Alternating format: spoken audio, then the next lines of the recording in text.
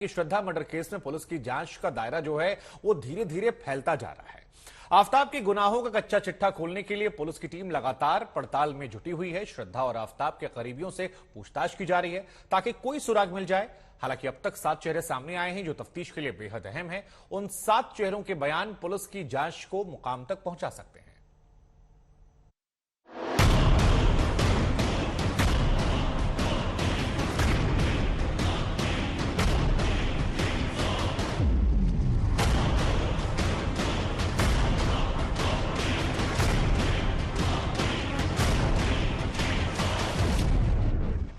पैंतीस टुकड़ों का सबसे बड़ा राजदार चुप है, खामोश है, क्योंकि वो राजदार ही गुनहगार है। वो सबूत सुराग भी मानो चुप्पी साधे हैं जो श्रद्धा के कातिल को उसके गुनाहों के अंजाम तक पहुंचा सकते हैं।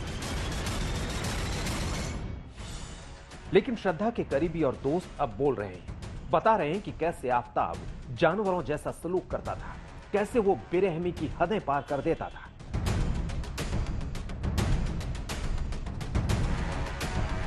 वैसे तो आफताब ने पुलिस के सामने माना है कि उसने अपनी दोस्त के 35 टुकड़े किए, अपने फ्लैट में टुकड़ों को फ्रिज में रखा और कई दिनों तक उन टुकड़ों को ठिकाने लगाता रहा।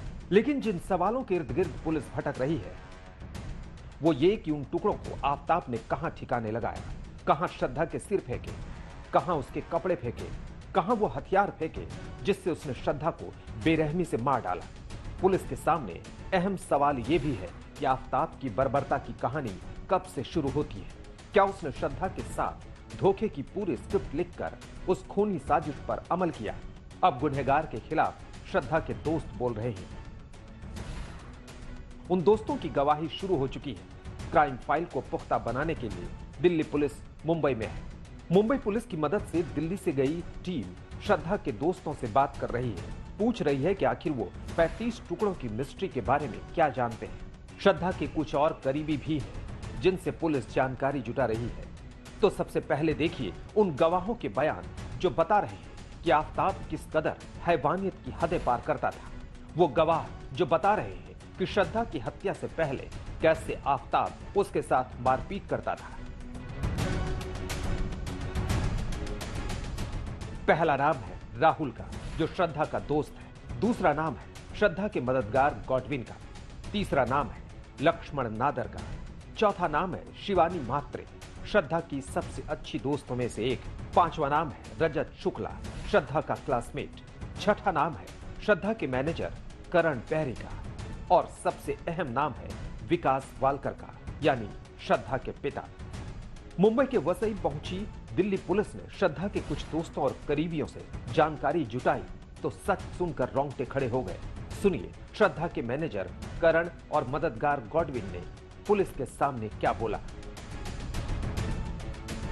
मैंने यही इन्फॉर्मेशन शेयर की कि जो उसके साथ में हाथापाई हुई थी नवंबर में और जो फर्स्ट टाइम में उसको श्रद्धा ने रिपोर्ट किया था, बस वही डिटेल मैंने शेयर। उसके बाद क्या किया आपने जब आपको मालूम पड़ा? तब मैंने उसकी हेल्प की थी मेरे फ्रेंड के थ्रू, जहाँ पे पुलिस स्टेशन उसको भेजा गया था और हॉस्पिटलाइज कराया गया। क्या इसके पहले कभी श्रद्धा ने आपको बताया कि उसके, क्योंकि आप नहीं, उससे पहले मेरे को कोई जानकारी नहीं थी। वो दिन उनके साथ मारपीट हुई थी और उनको चोक किया गया था, मतलब गला दबाया गया था, जिसकी वजह से वो अपने आप को वो घर से बचा के भाग के आई थी। तो उनको इमीडिएट हेल्प चाहिए था, जिसकी वजह से मैं उनको पुलिस स्टेशन लेके गया। दोस्तों ने श्रद्धा की जैसी हालत देखी, जो दर्द महसूस किया, वो पुलिस को बताया। इस लिस्ट में करण और गॉडविन अकेले नहीं, आफताब के जुल्म की कहानी बयां करने वाले कई और भी हैं। वो जानते हैं कि कैसे श्रद्धा आफताब के चंगुल में फंस गई थी और टॉर्चर सहकर भी खुद को अलग नहीं कर सकी। डरी हुई बहुत थी, वो ज्यादा डरी हुई थी। बोलते इतने मेरे को 3 से 4 बार मेरे ऊपर हमला कर दूंगा, आत्मा मतलब मारने की बहुत कोशिश किया है। यहाँ तक कि एक बार ऐसा भी झगड़ा हुआ था जब उसने मुझे व्हाट्सएप पे ऐसा मैसेज करके बोला कि प्लीज यहाँ मेरे घर पे आ जा, मुझे बाहर लेके जा, अगर आज रात को मैं इसके साथ घर पे रही तो ये मुझे मार डालेगा। आफताब के अत्याचार का अंत नहीं, जितने चेहरे सामने आ रहे हैं वो उसकी हैवानियत पर ऐसे खुलासे कर रहे हैं जिससे सुनकर रोंगटे खड़े हो जाते हैं। अगर आप श्रद्धा को देखेंगे तो आप अपने आप जानेंगे कि श्रद्धा बहुत लाइवली इंसान थी, बहुत ज्यादा बोल्ड, स्ट्रांग, उसके अपने ओपिनियंस होते थे और ब्लंट थी वो।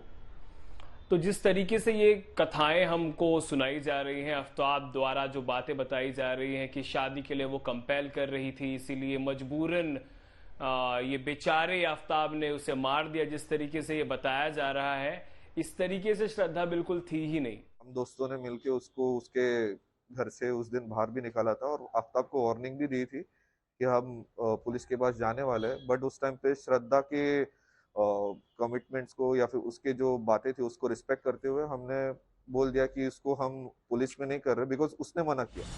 आफ्ताब ने जिस क्रूरता के साथ श्रद्धा के 35 टुकड़े किए, फिर उन्हें अपने फ्रिज में रखा और टुकड़े टुकड़े करने के बाद ओटीटी पर फिल्म देखी, उसके आगे टॉर्चर की बातें मामूली लगती हैं। लेकिन यही वो बयान है जो शातिर आफ्ताब की खूनी साजिश को बेपर्दा कर सकती है।